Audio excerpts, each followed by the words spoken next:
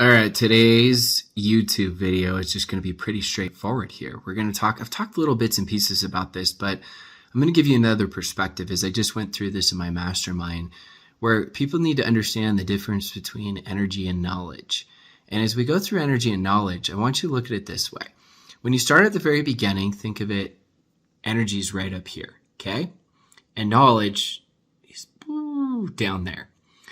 And as you start building your business, what happens is the in-between can be the insecurities. So we try to fill the in-between with the insecurities by increasing the knowledge. The problem is we become the broken know-it-alls, where we get so stuck in the knowledge part of it that the energy goes all the way down. Hopefully you like the sound effects. And yes, the knowledge goes up. And we wonder why we know more, but we have less success. And it's because we confuse knowledge with having more success. Knowledge is there to increase the energy. You can't overcome lack of energy with knowledge. So what does that mean? Let's just some of you guys are mind blown, complicated. It means that you can't have success without having high energy. High energy doesn't mean you're yelling, doesn't mean you're screaming.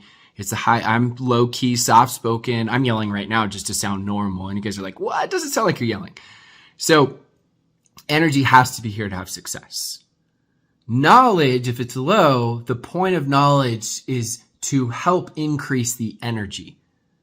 Does that make sense? I hope it makes sense, because that is the key to your business, is really understanding that aspect as you go. Now, when you start going down to energy, there are different levels of energy. Obviously, there's the physical, there's emotional energy, there's mental energy as you're building this business, right? In just life in general, right? And so as you're going through these different types of energy levels, you've got to start to see what brings me energy. Because maintaining is fatigue, building is energy. What gives me energy? What zaps my energy? How can I protect my energy?